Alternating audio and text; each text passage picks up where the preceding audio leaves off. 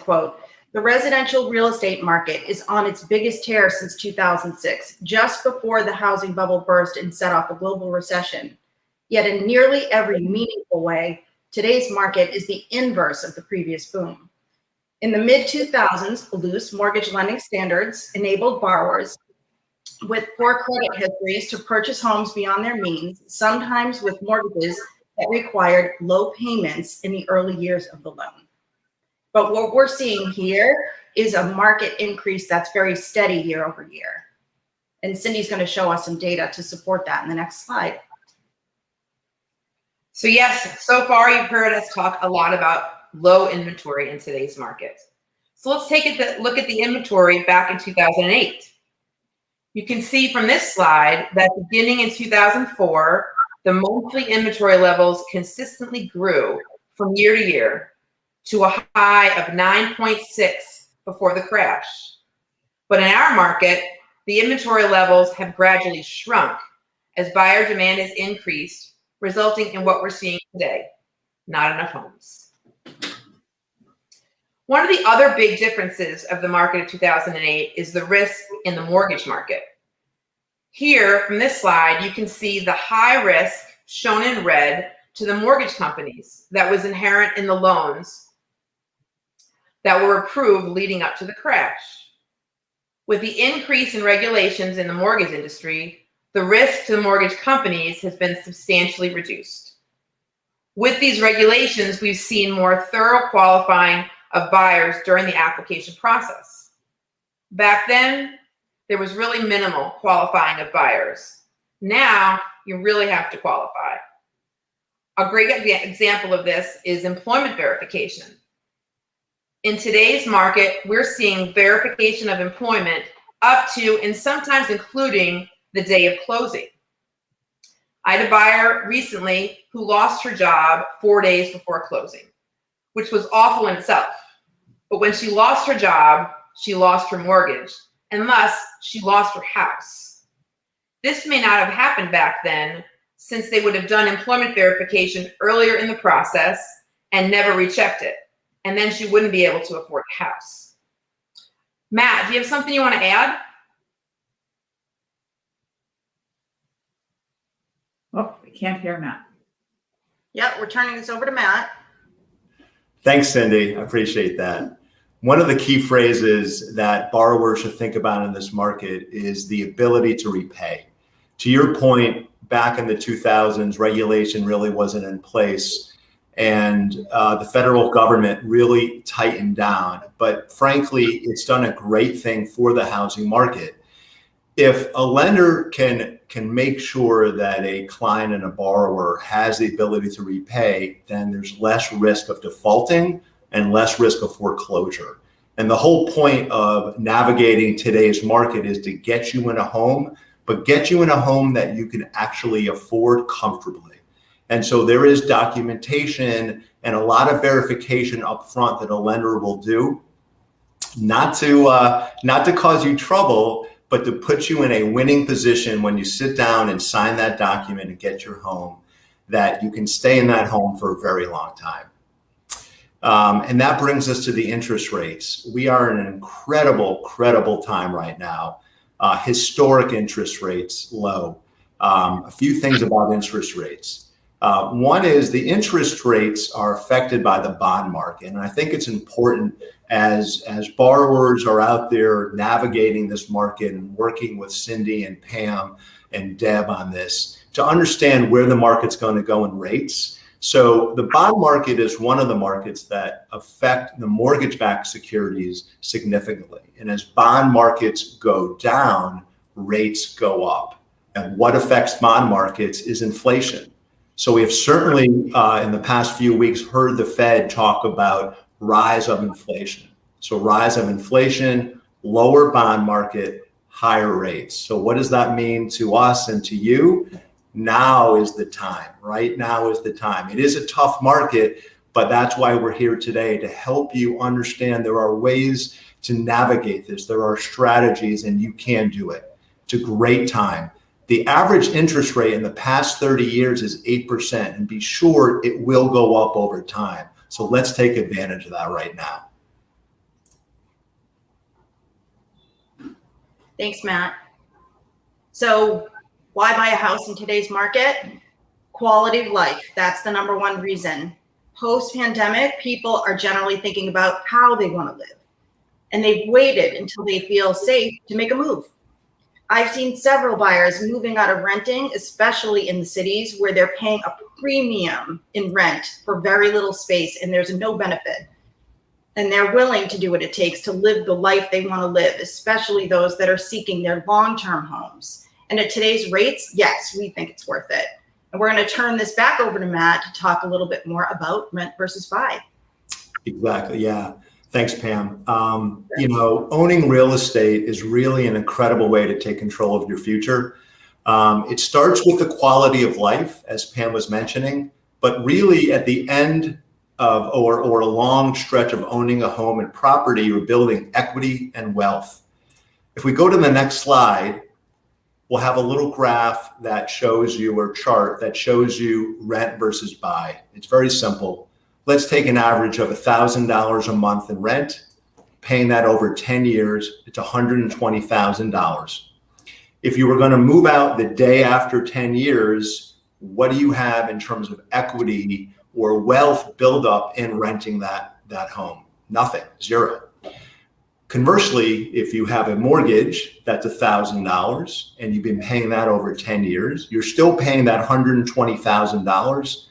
But on average, as properties increase in value, on average, you could have an estimated $50,000 when you're walking away from that.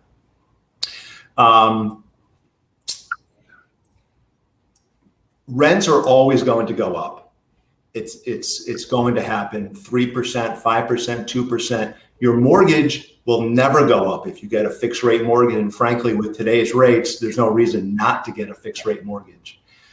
When paying a landlord is not really appealing and you're feeling that way, it's a great time to jump in. It may be a tough market, but now is really the time to do it. You want to start in now because you'll never get to the home until you start now. And so we obviously feel that buying is a much better strategy than renting, and it's also a step in building wealth. The next slide, we show a little graph about that, right? So real estate, as we're saying, is one of the top ways to build wealth. Over time, real estate will increase in value. It's a fact. It's historically proven.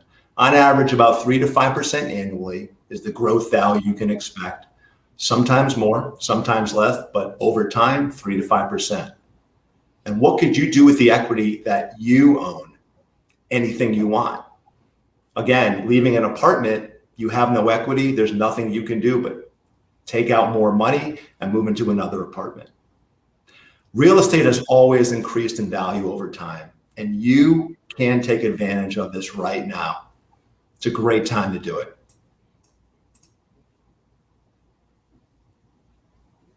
Back to you, Pam. Thanks, Matt. And this is our motto for the 2021 buyer market. Be prepared. Are you ready? And how do you get ready? So we help you get prepared. We are giving our buyers the tools they need to move forward with their home purchases. Knowledge is power. We help educate you on all the steps of buying, from knowing your numbers to building the best team. And when you put your best team on the field, you'll be successful. If you're financing, choose your lender carefully and build your relationship with your lender. Get your pre-approval prepared so you know your budget really well. And if you're a cash buyer, have your proof of funds ready.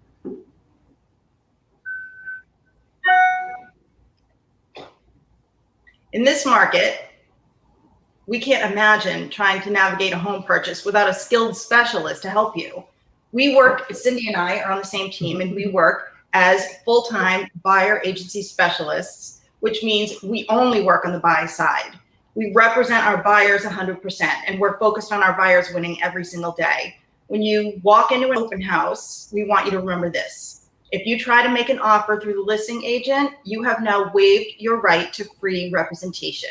And in this market, a buyer specialist relationship is critical.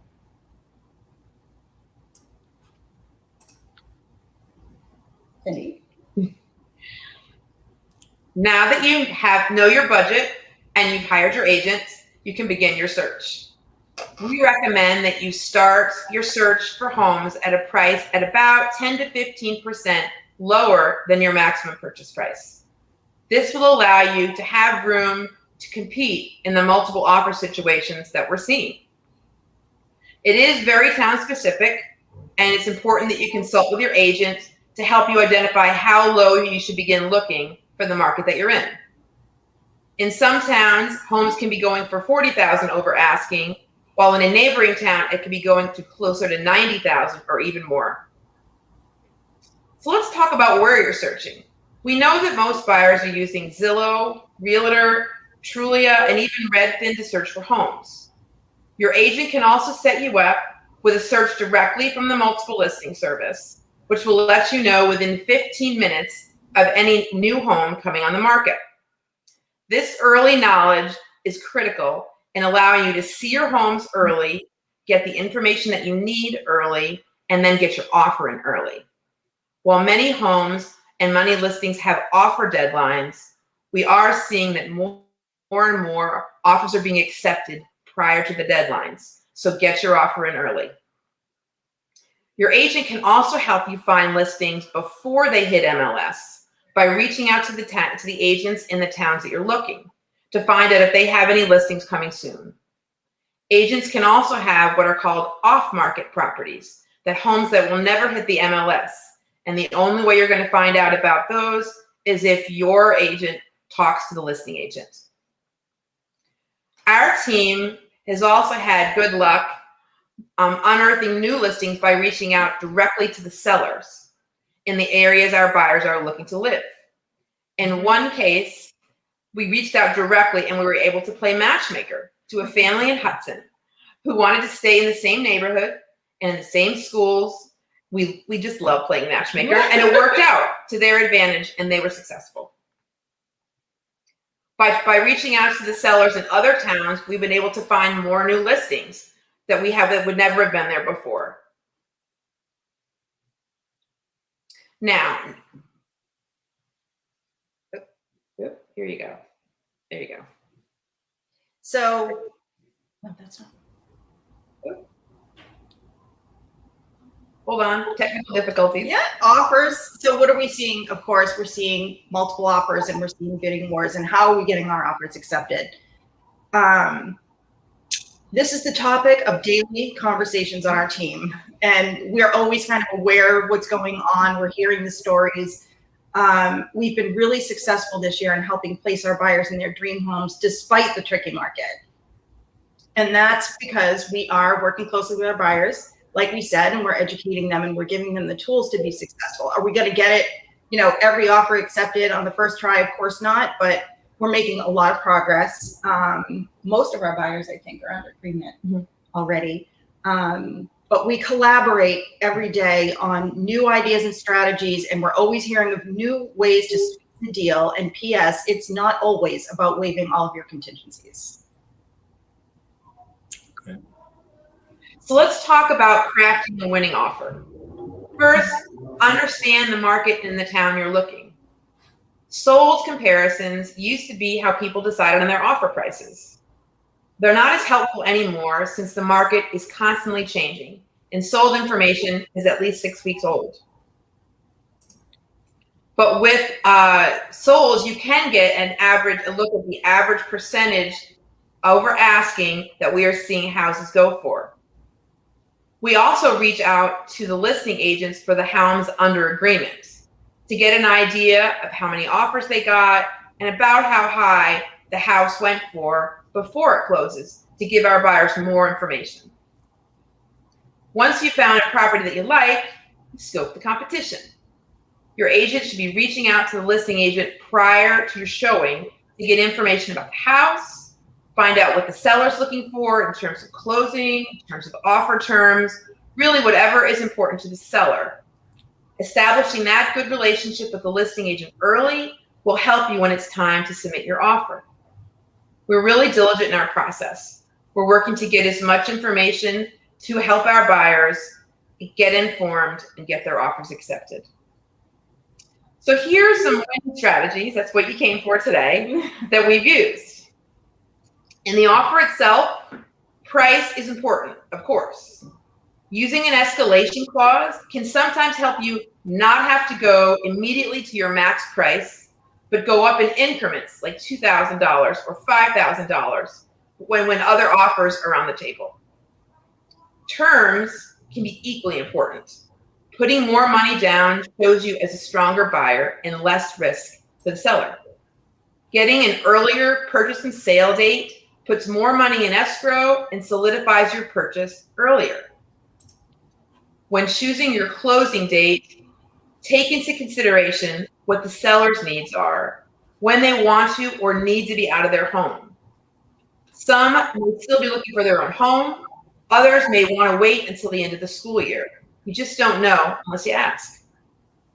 When it comes to inspections, sellers are often looking for what we call clean offers, which means minimal or no inspection contingencies. When it comes to appraisals, which we have done by the lender to get your mortgage, we are seeing buyers offer to cover all or part of the appraisal shortfall, thereby reducing the risk to the seller and making your offer more competitive. Every detail, every term matters because you want your offer to stand out.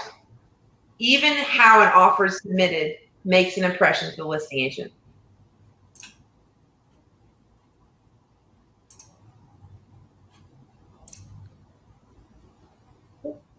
Inspections. Inspections. Yep, we're going to talk specifically about inspection contingencies. So most of you are probably hearing that buyers are waiving their home inspection contingency. And while this may be true in many cases, you don't necessarily have to. If we get into a property early enough, we usually have time to do what we're calling a pre-offer inspection. So what does that mean? A pre-offer inspection is a little bit different. It gives you about an hour in the home with an inspector present to go through the major items. Approximate age of the roof, what's the condition of the exterior, take a look at the foundation and the utilities, etc. So that gives our buyers a really good sense of what the home's condition already is before they make their offer. And it's not as detailed as a full inspection. It won't generate a report, but it does give our buyers a comfort level about waiving an inspection, or sometimes not even making the offer at all if the condition of the home isn't satisfactory at a pre-offer. But for those that are doing a pre-offer inspection, they're really pleased with their experience. And when they do waive the inspection, they've been able to strengthen their offers by eliminating the contingency altogether. And then they move to purchase and sale within a few days of accepted offer. And also the pre-offer inspection is a little less expensive, so it saves them a little bit of money. And in other cases, it's possible to add an inspection contingency for the buyer's information only, or add a floor of say $5,000 or $10,000 for repairs. And that makes the seller more comfortable in competitive situations. The next contingency that's in the offers we see is called the mortgage contingency. If you're getting a mortgage, most offers will include the contingency for mortgage approval. If you're really confident that you will get an approval, you may consider waiving your mortgage contingency in your offer to be more competitive. But here's the risk. You have already put money in escrow for both your offer and your purchase and sale deposits. If you do not get your mortgage approval for any reason after you've waived it, you are at risk for not getting this money back, and it could be paid directly to the seller instead. We have used this in a number of very competitive situations, and it has helped our buyers get their offers accepted. So Matt, we're going to talk a little bit about how appraisals work. So some buyers are comfortable closing the gap on an appraisal shortfall. And for those that aren't, we're predetermining an amount that the buyer is comfortable offering. So maybe they're willing to make up $5,000 or $10,000 on an appraisal shortfall, or you can change your loan program. So Matt, we're going to talk a little bit more about bank appraisals. Yeah, exactly, Pam. Appraisals definitely affect the transaction, right? And so in today's market, higher prices may result in a lower appraisal just because the sales haven't been around long enough. A couple things to note for buyers who may not understand how appraisal works. The mortgage lender does order the appraisal. It's done by an independent third party. As a loan officer myself, I'm actually not allowed to talk to the appraiser. The whole point is the appraiser goes out and objectively determines the value of the subject property in context of comparable sales in the neighborhood, right? In terms of a loan and getting funding for that property, there's something called loan to value. And the loan to value is, well, how much are you borrowing compared to what the home is worth? And when you apply for a loan up front, we're going to guesstimate a little bit about what that value may be. And so we have kind of a set loan to value. When the appraisal comes in, as Pam and Cindy were talking about, that value may be lower than we thought, and there's going to be a shortfall between what the loan is and what the value is, and therefore it changes the loan to value. And we navigate that up front. We're not going to get into that today, but again, there are strategies for navigating that. And what's important to know as you go through this buying process with the Kotlars group is that they're going to educate you what to think about when you're out there in the market. And again, we want you to afford the property, ability to repay, and all these things tie together in the appraisal. It's a huge component of purchasing a house, but pretty easy to navigate. Thanks, Matt. You're welcome. Thanks, Matt. Cindy's going to talk a little bit about those Letters to the seller. In addition to your offer, you can also craft a letter to the seller. This should be a personal letter from you, letting the seller know why you want to buy their home. You can talk about how you can imagine sitting on the porch with your morning coffee, or how you love to garden. We've even had buyers who had lived on the same street growing up and talk about how much they were looking forward to coming home. While we are always looking for ways to pull the heartstrings or sway the sellers your way, you should be aware to not say anything which could violate fair housing laws.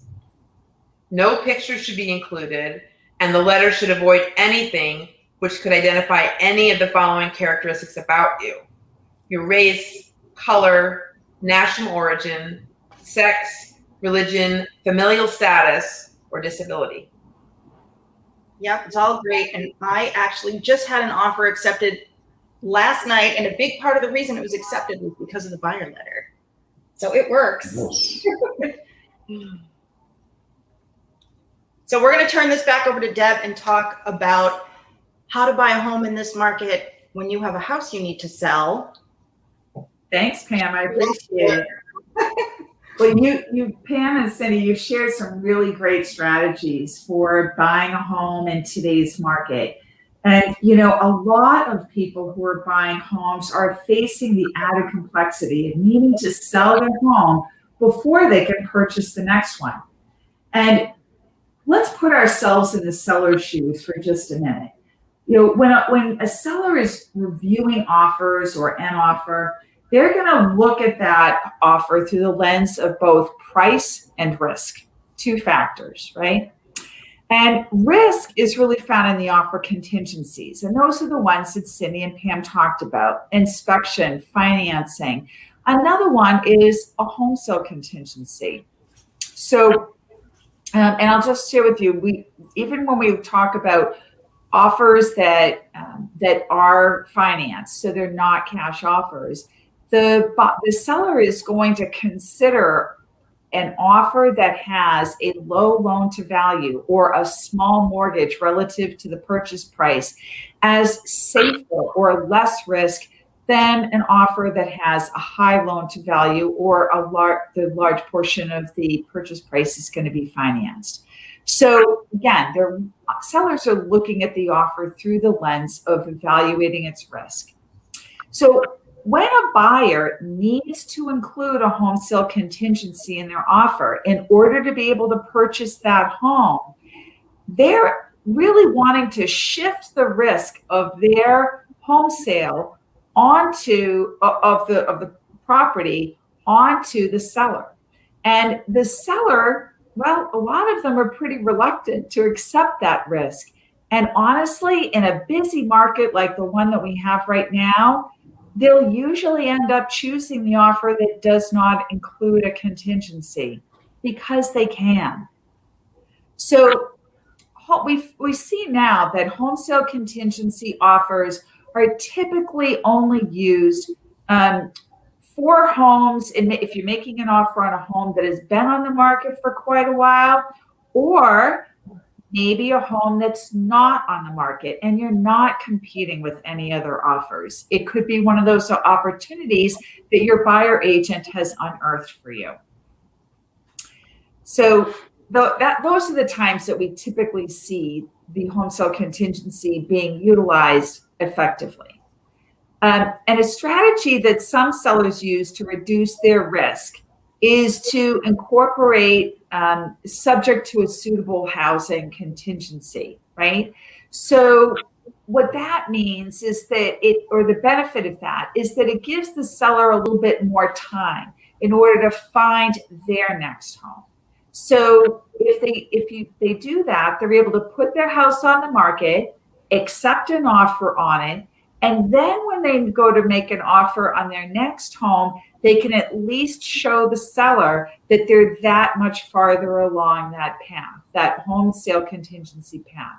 And the farther they are down that road, right, an accepted offer, the home inspection's complete, the purchase and sale agreement is signed, or right down to we've got our mortgage commitment, the more that they can show that these steps have been accomplished, then the less risk is transferring to the seller, and the more that they might consider looking at your offer with a serious level of hope.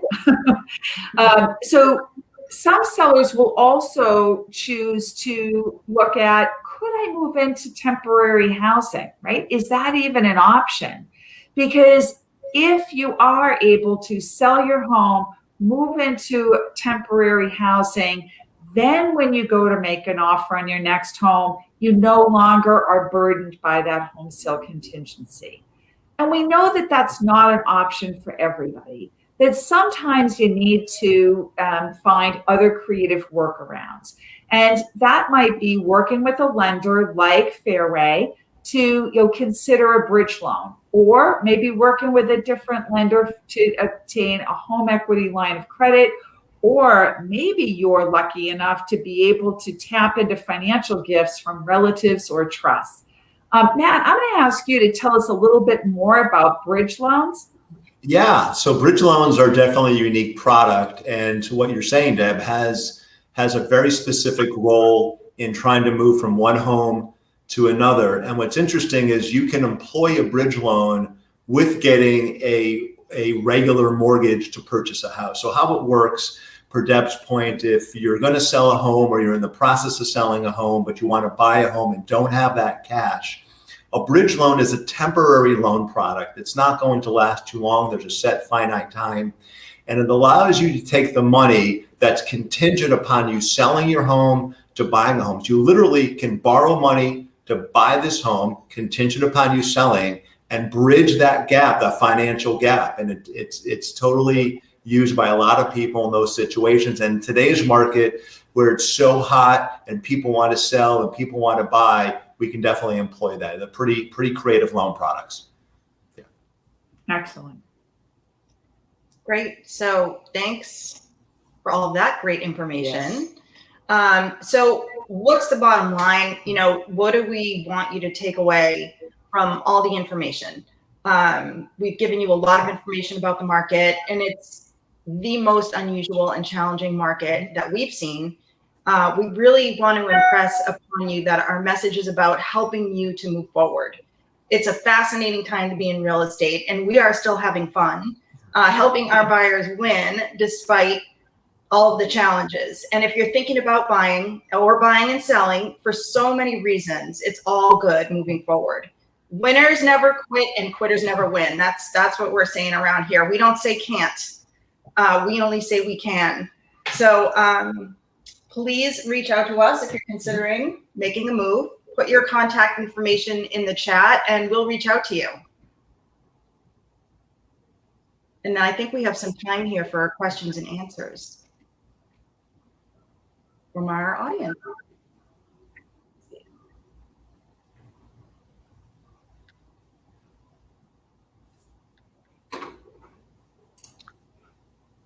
I don't see any questions. I don't see any questions right now, but I will let you guys know. Let's see, very informative. We did get that comment. That's awesome. Anne Marie, did you have any questions?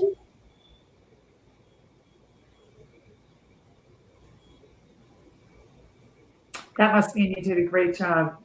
That did, yes, that's exactly right. You did. You did an excellent job. And we will go ahead and say goodbye. I'll let you guys sign off and say bye to your audience.